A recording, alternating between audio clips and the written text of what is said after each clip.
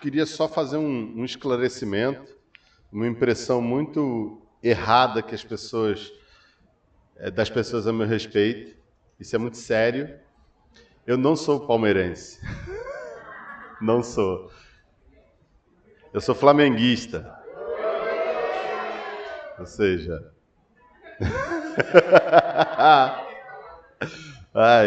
Eu só mostrei o Abel Ferreira porque, não dá pra negar que o cara é sinistro, né? Devia ter mostrado o Jorge Jesus, né?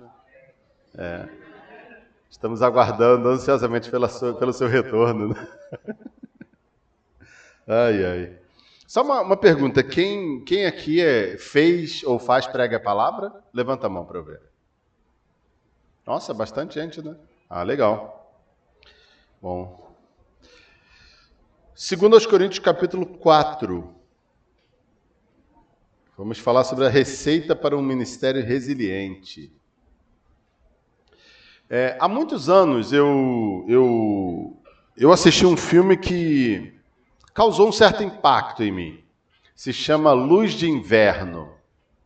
É um filme sueco, em preto e branco, de um diretor sueco famoso chamado Ingmar Bergman. Meu padrasto, ele tinha esse filme, ele gosta muito desse diretor, então eu peguei e fui assistir e foi um negócio assim impressionante. O filme é curto, deve ter 1 hora de duração e ele conta, um momento na vida de um pastor luterano na Suécia. Ele termina o culto e uma irmã da igreja vem a esse pastor com um marido ao lado dela, marido muito tímido. E ela fala assim, pastor, meu marido, eu gostaria que o senhor conversasse com ele, porque meu marido está em crise. Ele ouviu no rádio sobre um teste nuclear da União Soviética e ele está apavorado, achando que o mundo pode acabar e coisa do tipo. Aí o pastor falou para ele, sim, claro, posso conversar com ele sim. Aí eles combinaram, então meu marido vai me levar em casa e aí ele volta e conversa com o senhor. Tudo bem? Tá bom. Daria ali uma meia hora mais ou menos, até o homem ir em casa e voltar. E quando esse homem sai, quando a esposa sai com o seu marido, o pastor ele entra numa crise de fé. Ele entra num processo de crise ali. E ele começa um monólogo bem filosófico sobre as dúvidas dele, sobre a crise. Tudo por conta da bomba nuclear, maior confusão na cabeça do cara. Aí aparece ele era solteiro, e aí aparece uma mulher da igreja que era apaixonada por ele, com quem ele estava desenvolvendo um relacionamento, e ele trata mal a mulher. E aí é maior confusão. Passa ali o filme uns 35 minutos nesse processo. E esse pastor ele perde a fé nesses 35 minutos. Ao final desse processo, quando ele já falou tudo que tinha que falar, brigou com a mulher e o escambau, vem o cara volta. Uma pessoa muito simples, né? Um homem do campo, assim, volta para conversar com ele e ele vomita toda a crise existencial dele em cima daquele homem simples. O homem fica tão assustado que depois de alguns minutos ele sai da igreja, ele vai embora, e aí a cena continua e ele falando e uma outra pessoa interagindo com ele. Aí alguém chega correndo e fala assim, pastor, o senhor precisa ir lá na estrada porque o fulano de tal se matou. O marido daquela moça, ele sai da igreja, deu spoiler, mas não tem problema. E ele estava com uma arma, ele dá um tiro na cabeça e se mata na estrada. E quando o pastor ouve que ele tinha que ir lá pegar o corpo, cobrir o corpo, fazer o processo para o enterro, o pastor ele respira fundo, retoma sua fé, entra no carro, no rabecão da igreja e vai lá como se nada tivesse acontecido. Esse filme me deixou assim muito impactado, né? Porque fala sobre o poder da dúvida na vida de uma pessoa. E como aquele homem, ele desiste do seu chamado, ele desiste do seu ministério diante de uma crise existencial, mas depois, diante das circunstâncias, ele retoma meio que o chamado e o ministério dele. É muito louco. Ter dúvidas não é um problema. Todo mundo tem dúvidas sobre alguma coisa. O problema é o que nós fazemos com as dúvidas que nós temos e o quanto nós deixamos elas dominarem a nossa vida. E uma pessoa que se deixa pautar pelas dúvidas, ela vai perdendo força com o passar do tempo, ela vai perdendo disposição no ministério, ela vai perdendo convicção do chamado dela, ela vai perdendo convicção das promessas de Deus para a vida dela, ela vai desanimando, ela vai enfraquecendo, ela vai definhando e pode chegar até mesmo ao ponto de desistir. Desistir de algo, desistir da vida cristã, uma pessoa que está envolvida no ministério desistir do ministério, algumas até mesmo desistir de viver. Em 2 Coríntios 4, Paulo vai falar um pouco sobre as fragilidades que nós temos servindo ao Senhor. Ele vai continuar tocando nesse assunto da nova aliança, do poder da nova aliança, mas também da nossa fragilidade. E como nós, frágeis, podemos cometer erros, podemos ser levados ao erro e ao engano. Vamos ler 2 Coríntios capítulo 4 e ver o que Paulo falou aqui. Portanto, visto que temos esse ministério, pela misericórdia que nos foi dada, não desanimamos. Antes, renunciamos aos procedimentos secretos e vergonhosos, não usamos de engano, nem torcemos a palavra de Deus. Ao contrário, mediante a clara exposição da verdade, recomendamos-nos a consciência de todos diante de Deus. Mas se o nosso evangelho está encoberto, para os que estão perecendo é que está encoberto. O Deus dessa era cegou o entendimento dos descrentes para que não vejam a luz do evangelho da glória de Cristo, que é a imagem de Deus.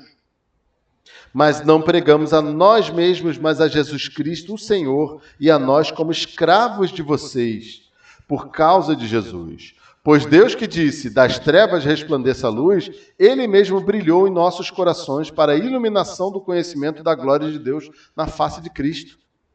Mas temos esse tesouro em vasos de barro, para mostrar que esse poder, que a tudo excede, provém de Deus e não de nós. De todos os lados somos pressionados, mas não desanimados. Ficamos perplexos, mas não desesperados. Somos perseguidos, mas não abandonados. Abatidos, mas não destruídos. Trazemos sempre em nosso corpo o morrer de Jesus.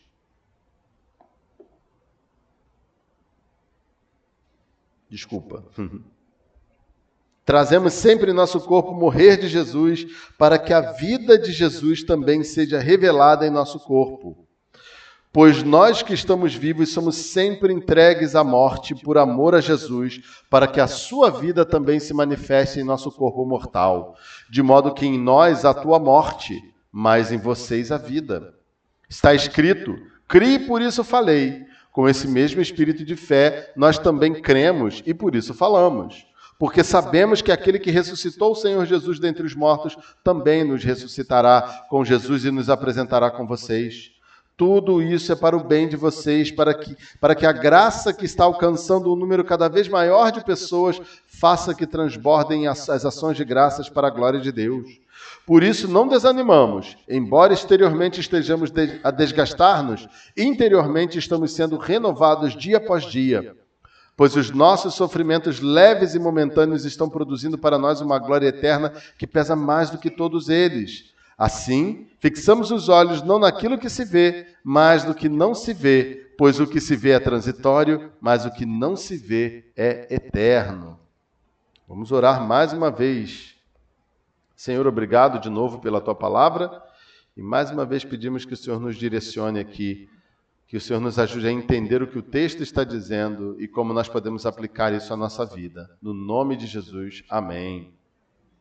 Então, a receita para o ânimo no ministério envolve pregação, confiança e superação, ou pregação do Evangelho. Então, a receita para o ânimo no ministério, no serviço cristão, envolve pregação, confiança e superação.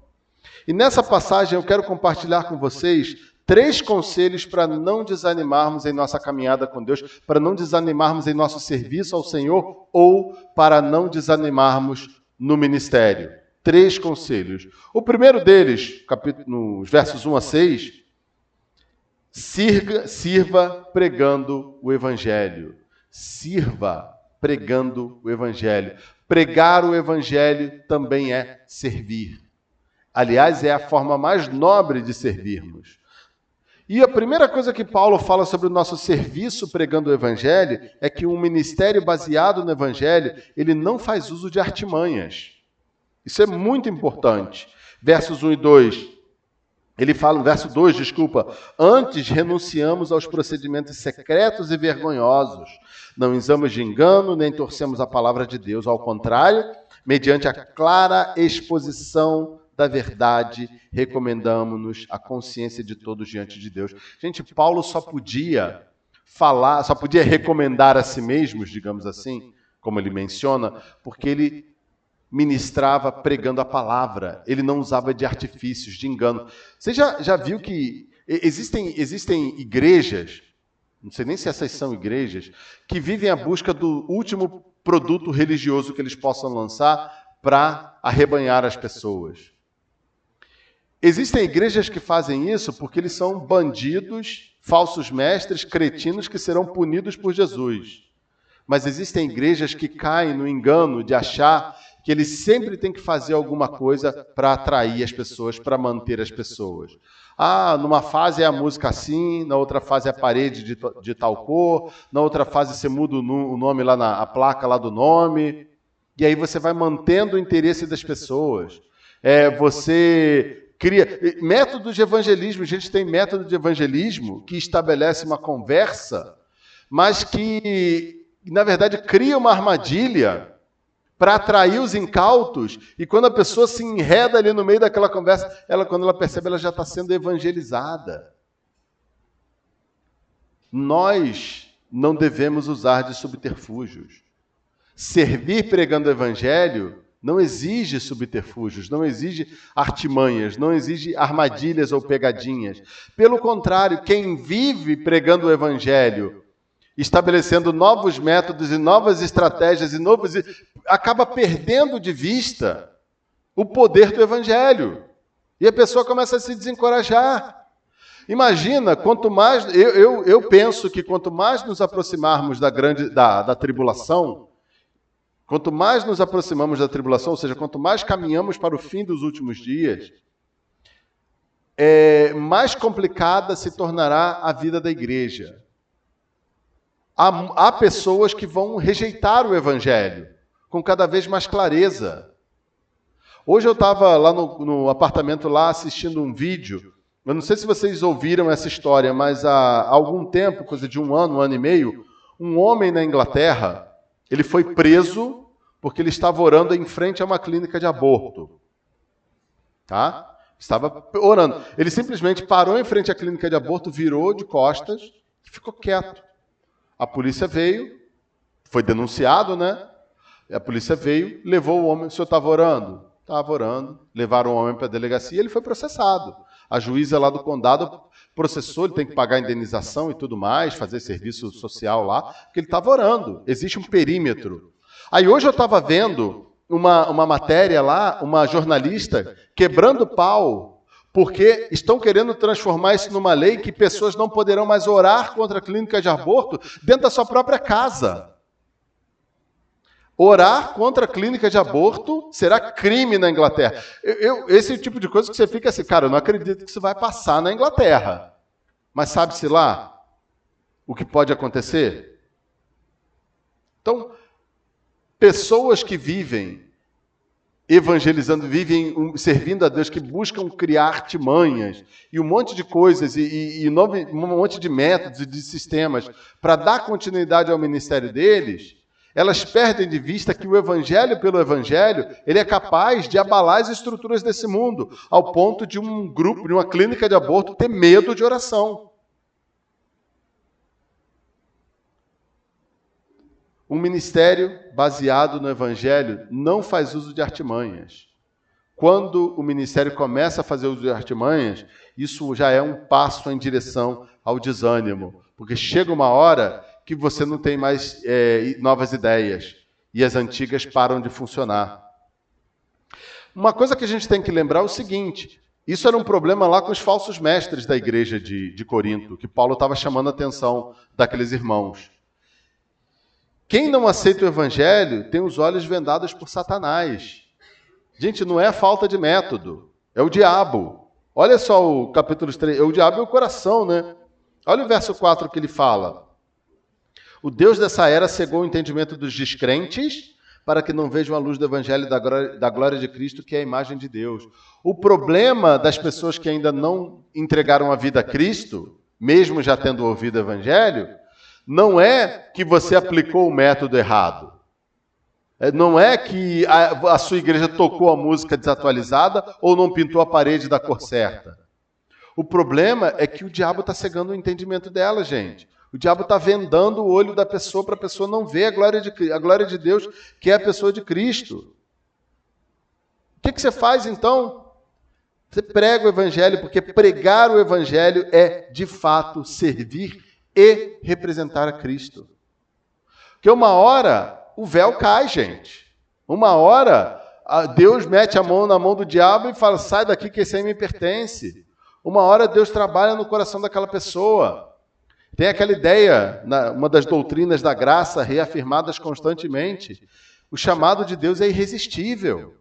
Quando Deus chama, não tem fortaleza que consiga ficar no caminho.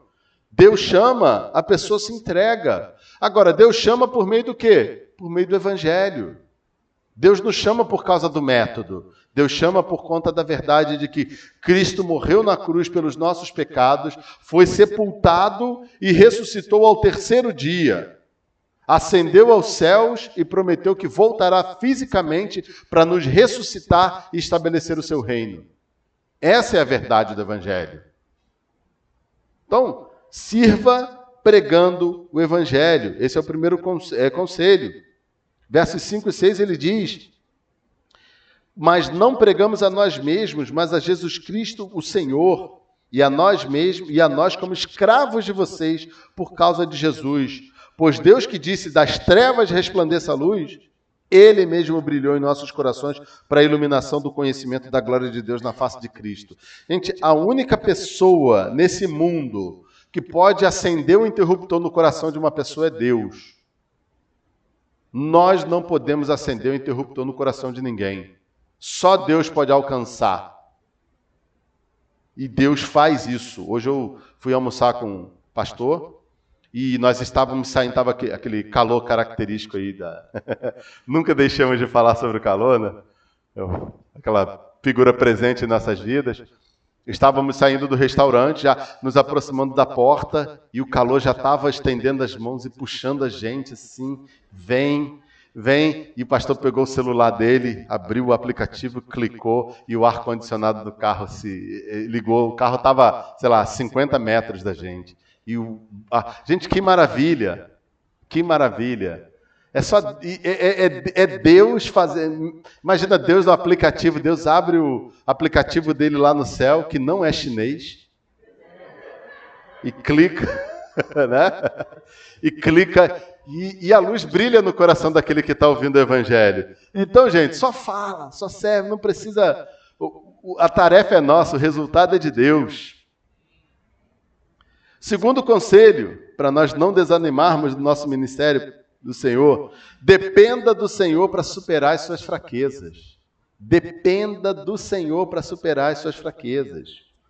Paulo ele vai falar aquela ilustração famosa, que todos os slides têm essa ilustração do vaso.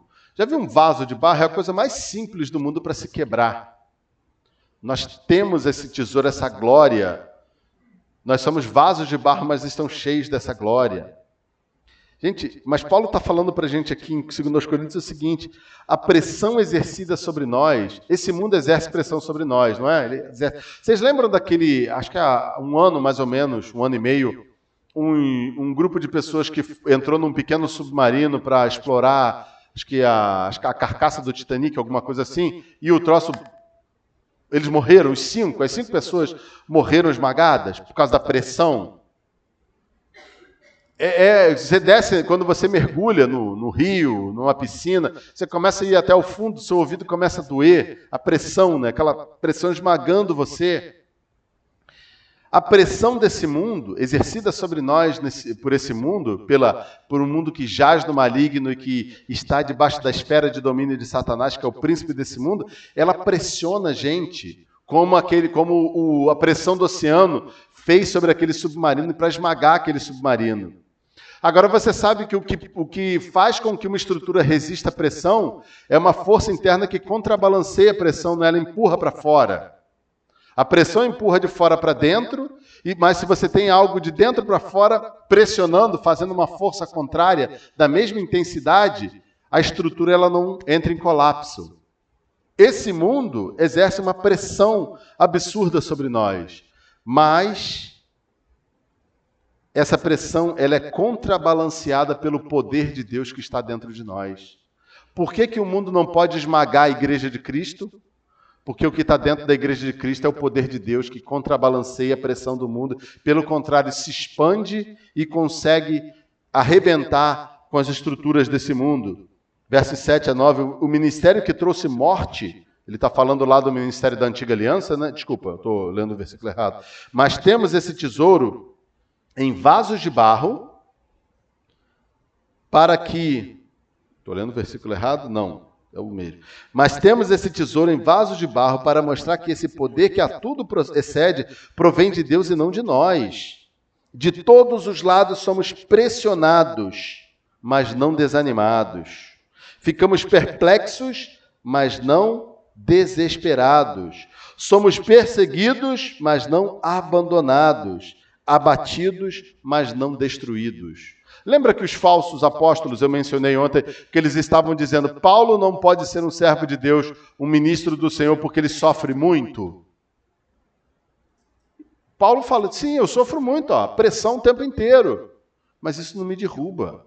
Isso não faz com que a minha vida entre em colapso, porque essa pressão ela é contrabalanceada pelo poder de Deus. Mas é interessante que Paulo vai dizer que a única forma de você ter dentro da sua vida, o poder de Deus para te dar forças para vencer o mundo, acontece quando você morre. Sem ter morrido com Cristo, não temos a vida dele para lutar contra a pressão desse mundo e, mais ainda, a pressão que esse mundo exerce sobre nós não é uma pressão para fazer a gente desistir. É o próprio poder da morte nos pressionando ao desespero para acabar com a nossa vida. Para destruir a nossa vida mesmo. E aí, como é que você lida? Como é que você impede que esse mundo destrua a sua vida? Como é que você impede que esse mundo te mate? Você morre primeiro, só de zoação.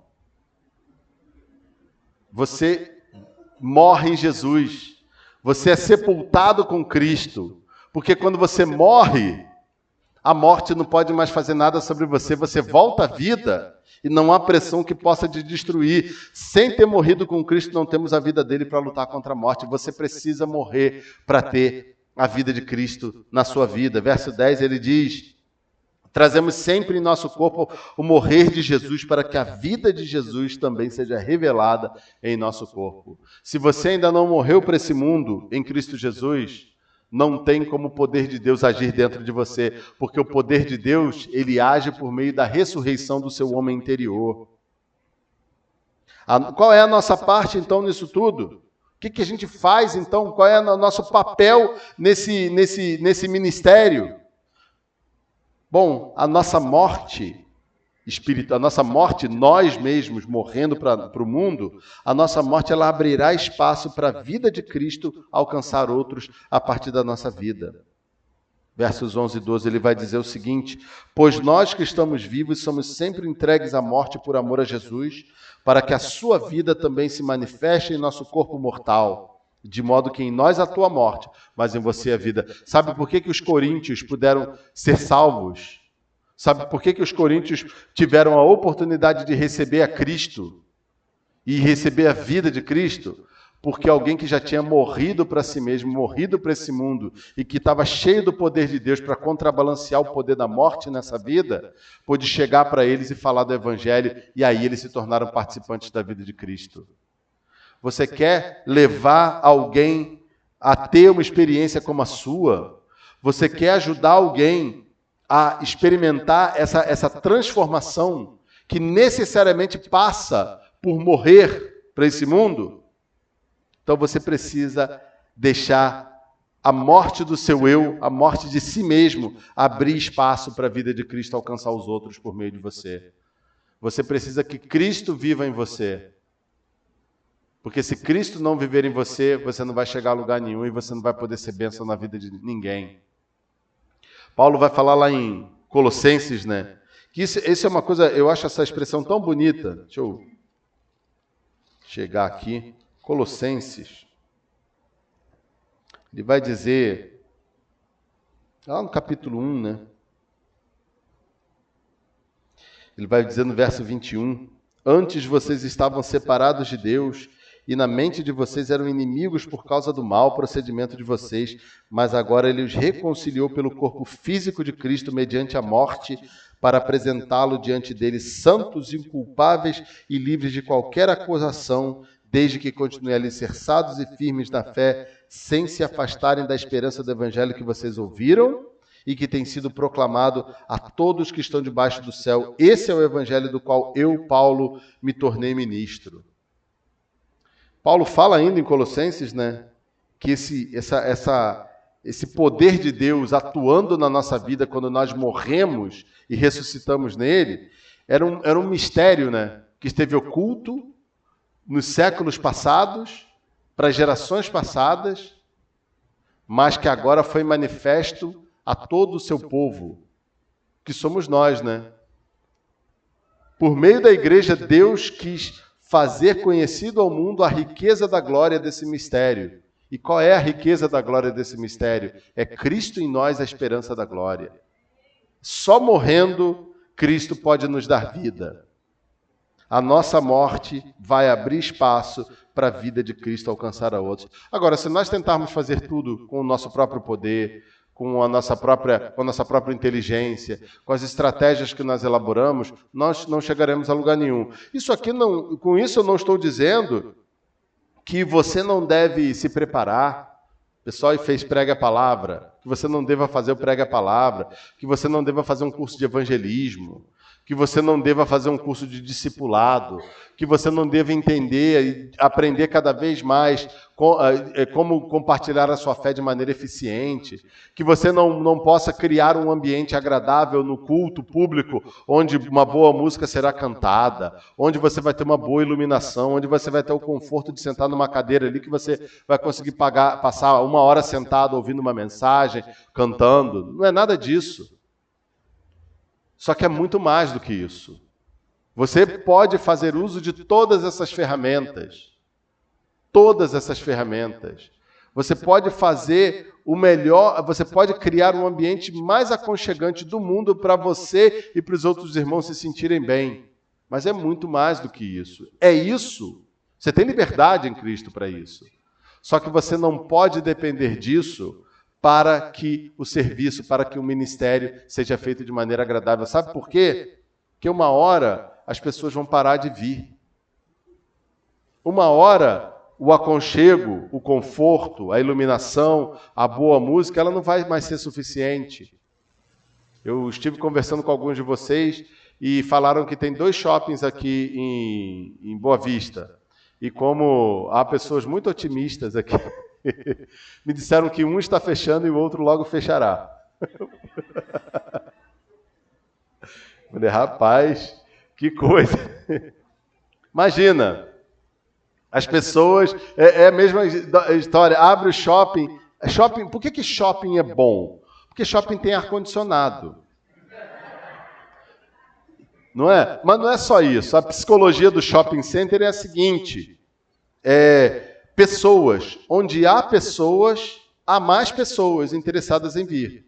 Então, se muita pessoa começa a frequentar o lugar, outras pessoas vão querer frequentar o lugar. Para você ter uma ideia, existem técnicas e estratégias até para a forma como eles posicionam as lixeiras e posicionam os bancos no meio dos corredores, para que haja mais pessoas ali.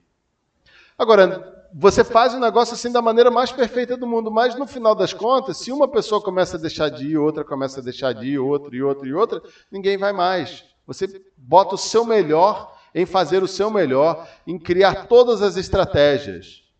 Mas chega uma hora que as estratégias não são suficientes, porque as pessoas desistem não querem mais aquilo, aparece algo mais interessante. O primeiro shopping abriu, nossa, foi uma novidade, tal, cinema isso, cinema aquilo. Mas agora abriu um segundo shopping, mais perto, com um cinema melhor, com lojas mais interessantes. Todo mundo deixa de ir para o primeiro shopping e vai para o segundo shopping. Bem que é tudo igual, né? Shopping é tudo igual, só muda o layout, mas é tudo a mesma coisa. Então você precisa muito mais do que fazer uso de uma boa estratégia. Você precisa depender do Senhor para superar as suas fraquezas. Porque a nossa capacidade, ela chega até um ponto. Nossa capacidade de ser criativo, nossa capacidade de comunicar bem, nossa capacidade de ter uma boa música, nossa capacidade de fazer as coisas da melhor maneira possível, ela chega num teto, ela tem um limite.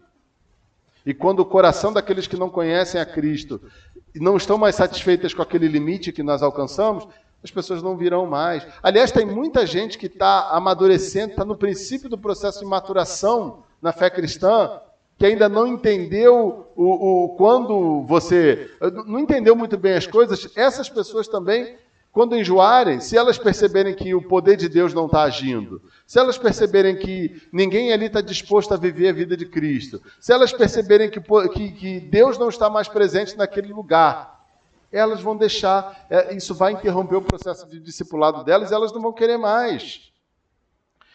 E aí elas podem muito bem cair nas garras de um monte de gente pilantra que tem por ali. Sabe que... Lembra e a gente tem que tomar cuidado. Lembra de Apocalipse capítulo 3? Apocalipse capítulos 2 e 3 falam das 7 igrejas, certo? Vocês estudaram Apocalipse aqui, né? Estão estudando, vocês sabem disso. Lembra da igreja de Pérgamo?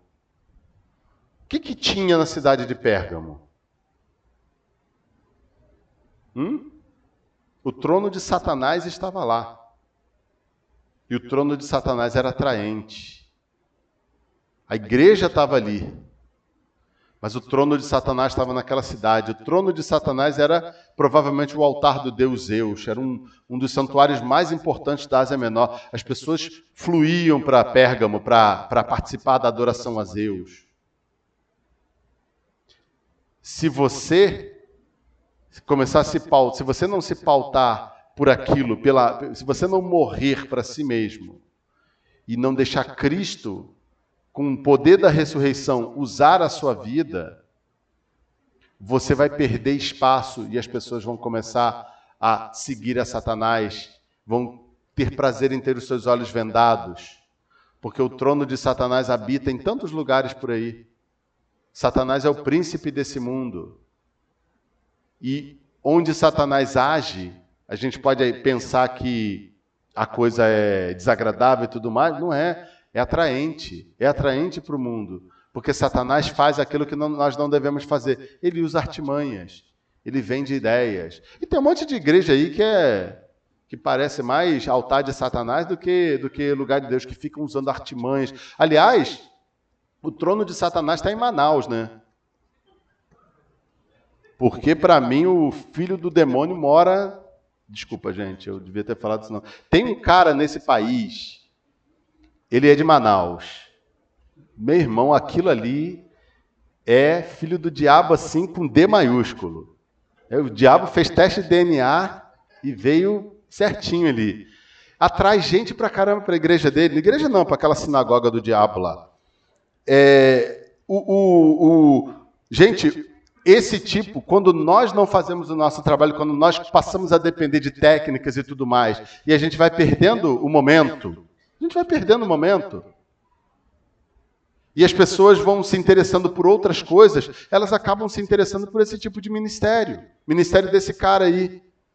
É o apóstolo da Amazônia, é o pai apóstolo aí do Brasil, né, que emite decreto todo ano, que a mãe dele é matriarca do planeta, Terra e tal. Esse cara aí. Entendedores entenderão. Eu só falei porque eu estou na região norte. Se fosse no sudeste, eu falaria o nome de outro. Hã? É lá na capital. Né?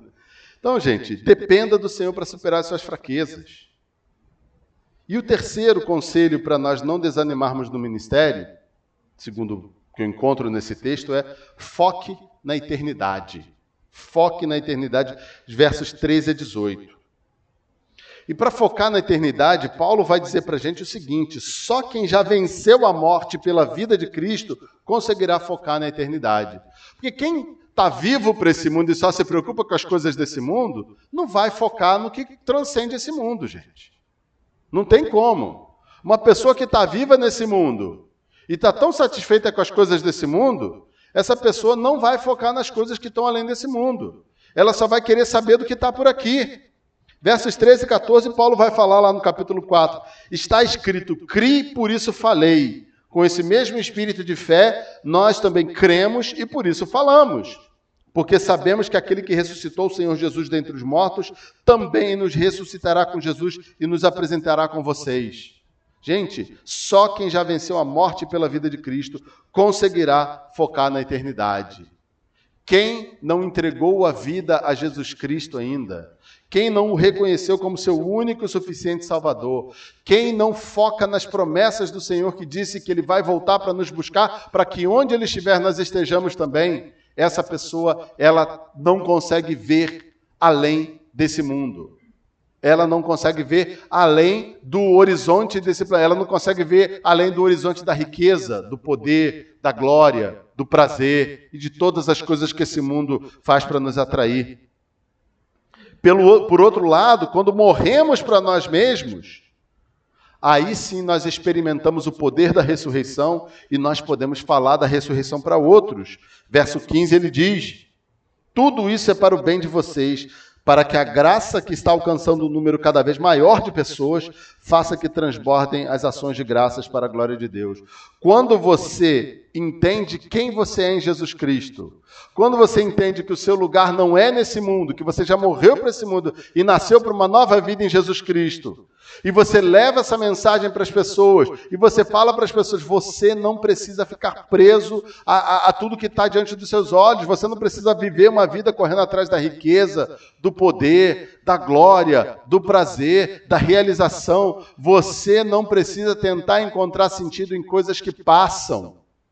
Você pode viver um outro tipo de vida, uma vida de um desfrute maior da presença de Deus, do desfrute real da presença de Deus. Você pode viver uma vida que olha além do horizonte do que esse mundo pode oferecer, uma vida que orienta para a eternidade, para a Nova Jerusalém, para a nossa morada celestial, onde não haverá choro, não haverá tristeza, não haverá mágoa, não haverá problema, não haverá pecado, não haverá nada que desagrada a Deus e nada que nos afeta e que faz a gente ficar para baixo. Quando morremos para nós mesmos, nós entendemos o poder da ressurreição e nós podemos falar para outros da ressurreição. Mas pensa na vida do apóstolo Paulo. Ele vivia tudo isso. Ele creu em Cristo, morreu para si mesmo, vivia no poder da ressurreição, olhava para a eternidade, ansiava receber do Senhor aquilo que era prometido por ele, estava aguardando o retorno de Jesus, e ainda assim Paulo tinha um monte de problema. Dá para se concentrar em coisas boas quando está doendo? Quando você está passando por um problema sério, dá para se concentrar em coisas boas? Difícil, né? Quando você está com dor... Já tentou se concentrar em alguma coisa quando você está com uma dor de cabeça horrorosa? Você não consegue. Já tentou fazer qualquer coisa na vida quando você está com dor de dente? Dor de dente é muito ruim, né? Coitada, minha esposa ficou com dor de dente um tempão na base de analgésico, até fazer o tratamento lá dela. Que sofrimento, ela não conseguia pensar em mais nada. A vida dela era a base de analgésico. Ela só conseguia pensar na dor de dente quando o analgésico não estava funcionando. Eu fico perguntando, como é que Paulo, em meio a tanta dor, ele falou aqui no texto anterior, né? Pressionado por todos os lados, perseguido, o pessoal se voltava contra ele. Os próprios membros da igreja lá, que ele plantou a igreja, que ele discipulou, que ele conhecia todo mundo, estavam se voltando contra ele. Como é que Paulo conseguia lidar com aquilo, gente? Paulo conseguia lidar com aquilo porque ele sabia que o sofrimento consome da nossa vida não vai entrar na eternidade.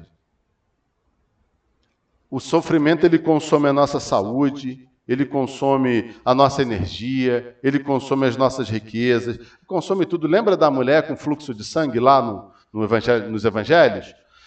uma mulher que 12 anos com um fluxo de sangue contínuo, não parava, ela gastou o dinheiro dela todo com os médicos não puderam fazer nada.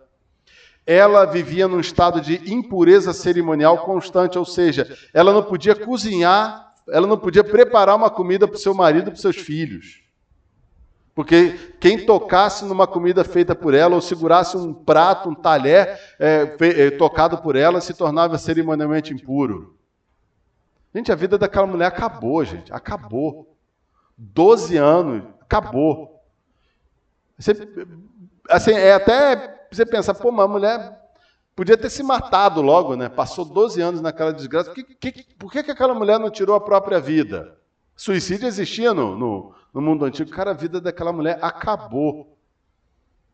E um dia ela vê Jesus passar e ela fala assim, cara, se eu tocar só na orla do manto dele, eu vou ser curada. E ela se mete no meio de todo mundo lá. Imagina, todo mundo estava impuro, né? Ela causou o caos. Ela foi se alguém soubesse que ela estava ali, teriam apedrejado ela até a morte. Ela colocou a vida dela não tinha mais nada a perder também, né? Ela foi passando no meio de todo mundo lá e tocou no manto de Jesus. E Jesus parou e falou assim, quem me tocou? E os discípulos devem ter falado, pô, Jesus, está de brincadeira, né? A gente está passando no meio de um corredor aqui com gente para tudo que é lado, pressionando a gente. Você tá pressionando. É mais fácil eu perguntar quem não te tocou. Jesus falou, quem me tocou? Poxa, Senhor, estamos sendo pressionados pela multidão aí. Não, eu sei que alguém me tocou em fé, porque de mim saiu o poder. E aquela mulher vem toda assustada, olha para ela, sabe o que aconteceu com ela, ela olha para Jesus, e Jesus falou assim, vai em paz, a tua fé te curou. Aquela mulher talvez não soubesse naquele momento, não tivesse muita noção do que estava acontecendo ali, mas ela entendeu que havia um meio de ser curada pelo Senhor Jesus. E ela foi curada. Mas Paulo enfrentou problemas da vida dele para o qual não teve cura. Dor, sofrimento. Mas ele sabia que o sofrimento o que o sofrimento consome da nossa vida não vai entrar na eternidade. Versos 16 a 18 ele diz assim, por isso não desanimamos, embora exteriormente estejamos a desgastar-nos, interiormente estamos sendo renovados dia após dia. Difícil falar isso para uma pessoa que está sofrendo, não é? Você está apanhando, você está com dor, você está sendo maltratado, você perdeu o emprego, está com as contas atrasadas, você, homem, está com vergonha porque as pessoas estão olhando para você e você está assim, cara, eu não consigo nem prover para minha família.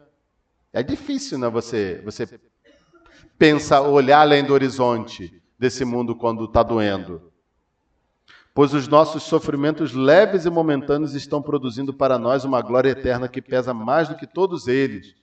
Mas enquanto a gente está se arrebentando por fora, enquanto a vida está se desgastando por fora, o interior ele está sendo moldado, ele está se fortalecendo, ele está crescendo. Lembra da pressão de fora e o poder de Deus contrabalanceando a pressão? Paulo se fortalecia no Senhor, ele ensina. A técnica de Paulo era oração, intimidade, meditação na Escritura e confiança. Confiança no Senhor. Ele sabia, está difícil, está doendo, está complicado, está todo mundo contra mim, a igreja está contra mim, os inimigos estão contra mim, as pessoas que eu investi a minha vida toda nelas estão contra mim, mas eu sei que isso passa, eu sei que tem algo além disso. E aí ele continua. Verso 18. Assim, fixamos os olhos não naquilo que se vê, mas no que não se vê, pois o que se vê é transitório, mas o que não se vê é eterno. E Paulo, então, desenvolveu essa habilidade com o passar do tempo, algo que eu gostaria de ter na minha vida, que é olhar para a eternidade quando está doendo. O momento mais difícil da minha vida, Deus, ele é aquela história de que quando você não consegue mais andar, Deus te carrega. Eu contei para alguns irmãos ontem, eu e a minha esposa estávamos na Coreia do Sul como missionários. Poxa, a gente estava na obra de Deus, né? pregando isso aqui. Eu era pastor lá, eu era diretor do Instituto Bíblico Palavra da Vida, eu era professor, eu participava do grupo de homens toda sexta-feira de manhã da igreja. Eu participava lá do grupo com as senhoras enlutadas lá, liderando o estudo para elas, estava super envolvido. E aí, 2 anos no campo, com expectativa de ficar... Nós ficaríamos pelo menos mais 2 e provavelmente renovaríamos, né, o tempo lá. E aí vem a bomba, a gente descobre que o nosso filho, Samuel, era surdo. Aí você fica assim, como diria a fono dele, é como se tivesse tomado uma martelada na cabeça, né? 1 ano e 1 mês, a gente descobre que Samuel era surdo. Não havia nada. Do outro lado, aí você sente aquele desamparo. Estamos do outro lado do mundo, não tem ninguém da nossa família aqui. A gente não fala a língua do país. E o que a gente faz agora? E aí eu falei para minha esposa, Carol, esse é o momento que a nossa teologia precisa indicar o caminho para a gente. É o momento que a nossa teologia vai ter que se tornar real na nossa vida. E aí a gente começa a orar e de repente Deus faz um movimento lá e começa a botar gente, ligar ponto daqui. Eu sei que Deus fez um negócio tão doido que lá da Coreia a gente já chegou no Brasil com consulta marcada. E o Samuel conseguiu fazer depois a cirurgia dele. Em 2 meses e meio fez a cirurgia de implante coclear dele pelo SUS, lá no Hospital São Paulo, lá em São Paulo. Gente, coisas do tipo... Cara, minha esposa, toda a família dela é do Rio de Janeiro, toda a família. Ela tem uma tia, que mora em São Paulo. Uma tia. E ela tem um primo, essa tia tem um filho, primo dela. Uma tia que mora em São Paulo. E nós precisávamos de um lugar para ficar em São Paulo. Eu tenho a sensação de que Deus botou aquela mulher em São Paulo 40 anos atrás só para receber a gente na casa dela, porque ela morava perto do hospital que o Samuel ia fazer a cirurgia. E aí você vai vendo as coisas acontecendo e vai lá, ele faz a cirurgia e consegue. Hoje ele tem 6 anos de idade, já ouve, fala, você conversa com ele, é uma criança normal, fala e ouve normalmente, né? Teve esse privilégio aí. Mas foi difícil. Eu lembro que nós não podíamos viajar para o Brasil, porque o nosso filho Amós tinha 1 mês e meio de vida, e a pediatra falou que nós teríamos que esperar ele completar 3 meses para poder fazer uma viagem lá da Coreia do Sul para o Brasil. Então nós enfrentamos 36 horas de viagem com uma menininha de 4 anos, um menininho de 1 ano e 3 meses, e um menininho de 3 meses de idade, 9 malas, passando por 4 aeroportos. E no caminho Deus foi colocando as pessoas para ajudarem a gente, até a gente chegar em São Paulo e poder chegar ao nosso destino lá para que tudo acontecesse. E nessas horas não tem jeito. Você vai vendo as coisas acontecendo e você fala assim, cara... O dia que a gente chegou no Brasil, que a gente chegou lá no Hospital São Paulo para pegar ele, para fazer a ativação, né, ele faz a cirurgia 1 mês, tem que cicatrizar 1 mês depois faz a ativação. O dia que eu fui lá fazer a ativação, você se pergunta assim, o que aconteceu mesmo nesses últimos meses? Por que eu estou aqui fazendo essa ativação? Né? Você nem percebe o que aconteceu. Porque chegou um momento assim que você fala, Senhor, daqui para frente... é ligar no automático, porque não tem jeito, não tem como caminhar, e Deus vai carregando, e foi impressionante ver a ação de Deus. E aí essa realidade que o que o sofrimento consome na nossa vida não vai entrar na eternidade. Há pouco tempo atrás, no dia que eu descobri que o nosso filho era surdo, a gravidez estava avançando, quando a minha esposa estava grávida dele, já tinha ali uns 7 meses de gravidez, nós não tínhamos um nome para ele. Estava aquele monte de debate, nome. Só que um dia eu cheguei em casa do trabalho, eu morava dentro da Palavra da Vida, eu saí do escritório, fui para casa, cheguei em casa e estava tocando uma musiquinha da Lagoinha de Criança. É um menininho chamado Samuel, pequenininho, mas grande para Deus, um menininho como tantos que a gente vê aí, ouviu a voz de Deus dizendo assim, Samuel, Samuel. Aí eu falei para minha esposa, o nome dele vai ser Samuel, porque ele vai ouvir a voz de Deus. No dia que eu recebi o resultado lá do exame que ele era surdo, a primeira coisa que eu perguntei para Deus, falei, mas Senhor, como é que ele vai ouvir a tua voz se ele é surdo? E é como se Deus tivesse falado, calma, Primeiro que não precisa ter audição para ouvir minha voz. Né? Ele fala do jeito que ele quer. E segundo que ele queria que fosse desse jeito. E ele conduziu todo o processo ali.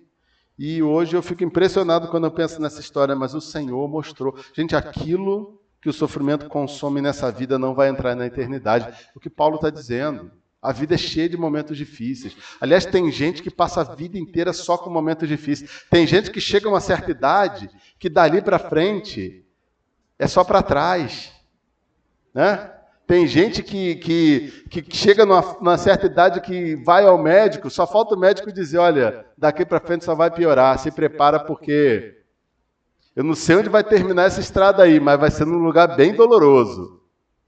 E a pessoa vai vivendo anos e anos de dificuldade, de sofrimento e de desafio. Às vezes uma pessoa entra no ministério. Eu lembro da história de um pastor lá no século XIX, século XIX ou XVIII. Ele, um homem de Deus, um grande pregador, ele chegou numa igreja, odiavam ele na igreja. Os donos da igreja eram assim horrorosos. No inverno, os caras não davam a chave da igreja para ele. Ele chegava no culto lá para trabalhar e deixava ele do lado de fora, ele tinha que esperar a boa vontade do diácono lá vir abrir. E ele orando. 12 anos, gente, passando por isso. 12 anos. E aí, quando completou 12 anos, Deus matou todo mundo também. A liderança inteira foi. Mas sofreu. Então, gente, 3 conselhos para não desanimarmos no ministério, na nossa vida com Deus, no nosso serviço ao Senhor. Sirva pregando o Evangelho, porque o Evangelho é o poder de Deus, nada mais é. Dependa do Senhor para superar as suas fraquezas. A sua criatividade, a sua genialidade, a sua força, a sua saúde tem limite, mas o poder de Deus não tem. E terceiro, foque na eternidade. Lembra que tem coisa ruim demais nesse mundo, mas que nada disso vai entrar na glória, na eternidade. E se você quiser que outras pessoas estejam lá com você, continua servindo. A receita para o ânimo no ministério envolve pregação, confiança e superação. E o que eu faço então com isso? Mais 3 sugestões para você aqui. Primeiro, ao invés de suavizar o evangelho puro e simples, ore para que vendas satânicas sejam tiradas dos olhos das pessoas. Quando você tiver que pregar o evangelho para alguém, prega o evangelho para alguém. Você é um pecador, e se você continuar nesse caminho, você vai perecer. Por melhor pessoa que você seja, se arrepende dos seus pecados, convida o Senhor para morar na tua vida, para ser o teu Salvador, e Ele vai te salvar. Não suaviza o Evangelho, não, porque, veja bem, todo mundo é bacana, e tal, e Jesus. Não, fala o Evangelho, gente. Segundo, a única forma de resistir à pressão de fora é se fortalecer no Senhor. Se você não se fortalecer no Senhor, a sua vida vai colapsar. A sua vida vai colapsar porque a pressão desse mundo vai fazer assim, E você vai fazer, e a sua fé vai fazer igual aquele submarino lá com o pessoal dentro. Vai virar um pedacinho de lata. Então, se fortalece por dentro. Tem o pessoal fala igual árvore, né? Que a árvore cresce de dentro para fora, né? Se fortalece como uma árvore, de dentro para fora. Tinha uma música lá que os pentecostais cantavam no passado que dizia assim: o vento vem, o vento vai, o vento balança o crente não cai. Porque o crente é igual a árvore que cresceu ali de dentro para fora. E terceiro, em meio à dor e sofrimento, exercite sua capacidade de olhar para a eternidade. É nessa hora, quando a dor vem, é nessa hora que a teologia tem que fazer sentido, é nessa hora que o nosso relacionamento com Deus, tudo aquilo que a gente estudou, que a gente aprendeu na vida, vai fazer sentido. Exercite a sua capacidade de olhar para a eternidade. Não seja como o pastor Thomas, do filme Luz de Inverno, que se deixou levar pela dúvida a tal ponto que a fé dele espirrou na igreja e prejudicou a vida de um monte de gente, isso num espaço curto, até mesmo daquele homem que tirou a própria vida. Tudo bem que é uma obra de ficção, mas sabe-se lá. Então não seja como o pastor Thomas. Pelo contrário, seja como o apóstolo Paulo, que viu no poder, que o poder da fé em Jesus é o que sustentava ele e não deixava que a vida dele entrasse em colapso num mundo que está o tempo inteiro pressionando a gente para levar a gente à destruição. Que o Senhor abençoe vocês e vamos orar mais uma vez. Senhor, te agradecemos pela palavra e pedimos que o Senhor faça de fato a diferença em nossa vida. Que o Senhor nos use, que o Senhor nos dê ânimo para continuar servindo por meio da pregação do Evangelho, do discipulado, do ensino. Que o Senhor nos ajude a depender de Ti em nossas fraquezas, naquilo que nós não conseguimos fazer.